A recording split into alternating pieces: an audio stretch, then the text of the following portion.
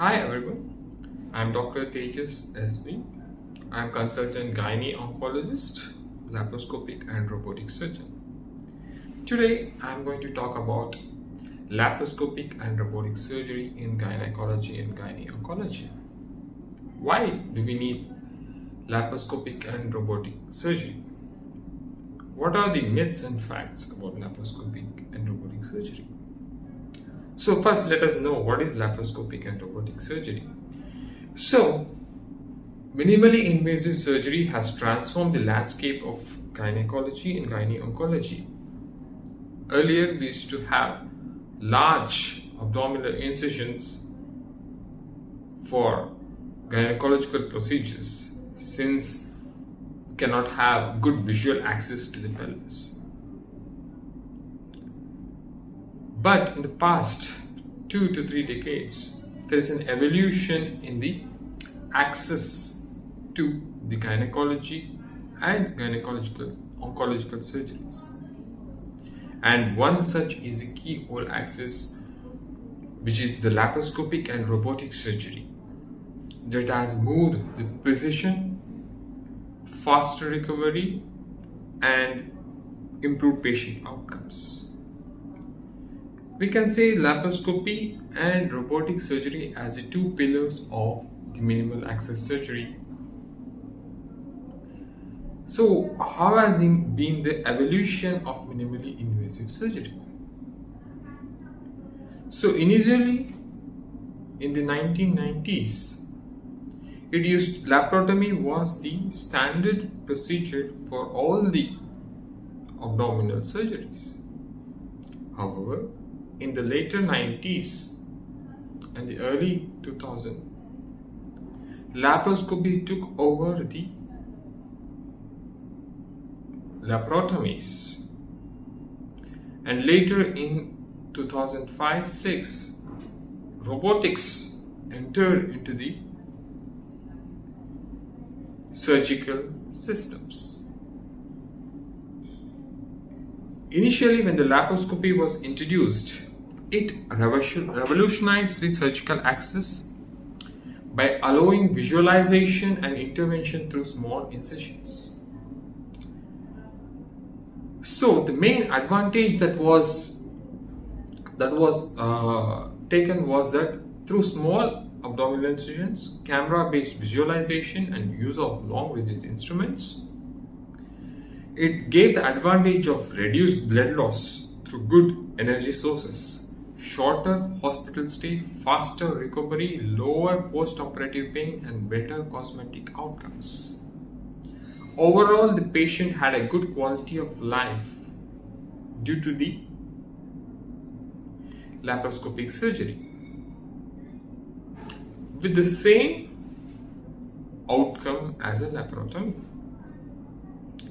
So in gynecology, it was mainly used for hysterectomies, myomectomies, endometriosis surgeries, tubectomies, ovarian cystectomies, and other sophisticated surgeries. In gynae-oncology, majorly it was used for hysterectomies, lymph node dissections, omentectomies, peritoneal biopsies, with good outcome. However, as it evolved and more evidences came out, the oncological aspect has refined and the indications for surgery has been more precise. And staging of endometrial cancer, lymphadenectomies, lymph node dissections, and selected radical procedures can be performed through laparoscopic surgeries without compromising on the oncological outcome. Then in 2000, 2005, 2006, or in the early 2000s, you can say, the robotics came into the picture. It was developed by Intuitive Surgicals and the Da Vinci platform through various models. Despite its advantages, the laparoscopy had its limitations in the initial part. That was the 2D visualization. However, now we have 3D the past decade we have a 3D, 4K that has magnification and as well as the visualization. Initially, laparoscopy had limited instrument articulation. Now we have flexible ones as well.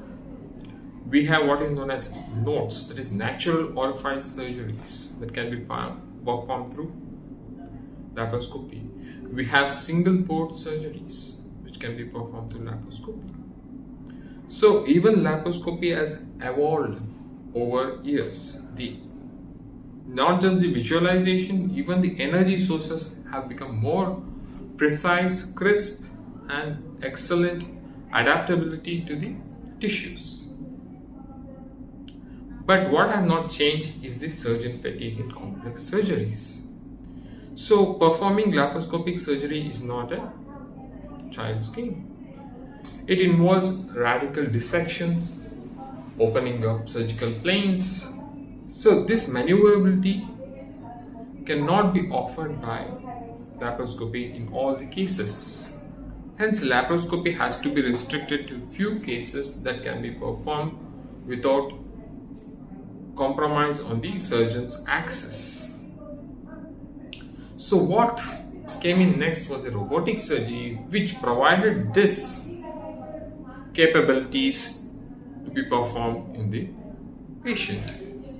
What robotics gave was the 3D high definition vision, wrist movement with 7 degrees of motion, tremor filtration, and improved ergonomics. Even it had the Firefly technology through which ICG dye could be injected and fluorescence imaging could be captured, which was inbuilt in the system. Now, however, even the laparoscopic systems do have this technology.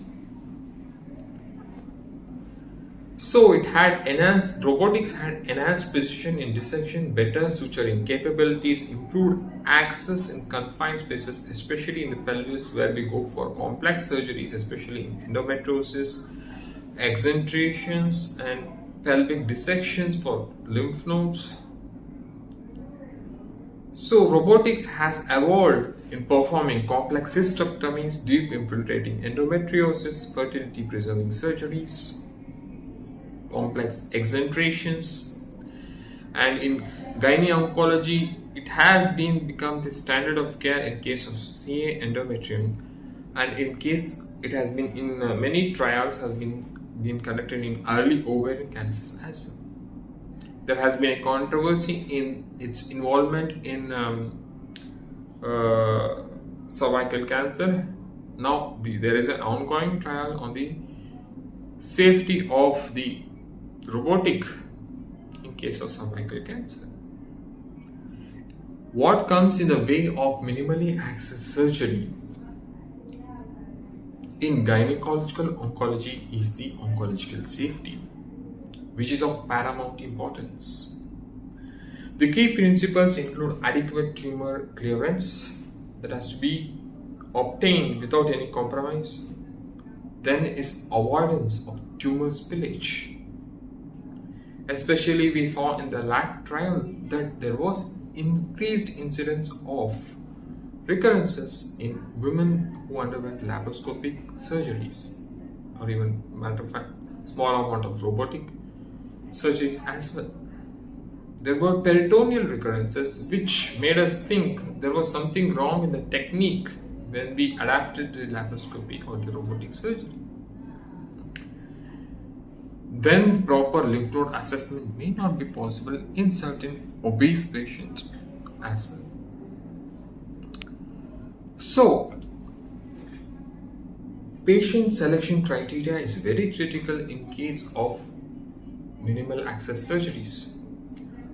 And very importantly, not all surgeons are capable of doing laparoscopic or robotic surgery. Especially laparoscopic surgery has a long, or you can say steep learning curve.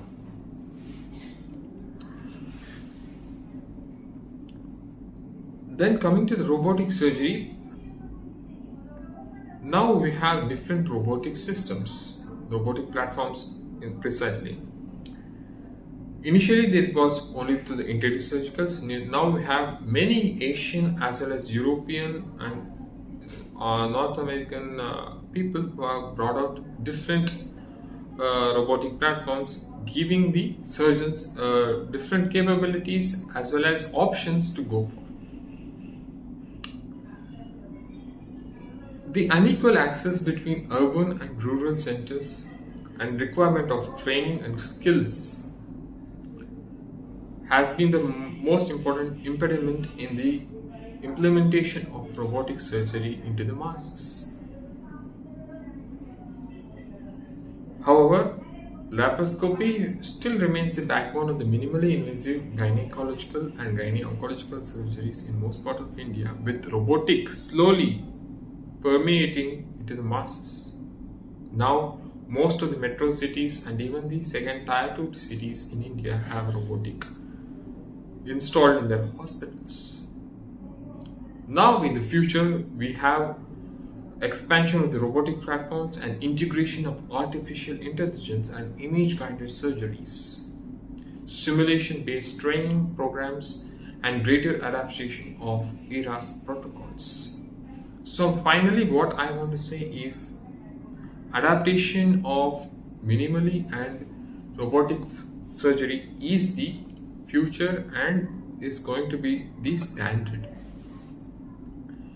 So always go for the precision, safety and individualization for robotic and laparoscopic surgeries. Thank you.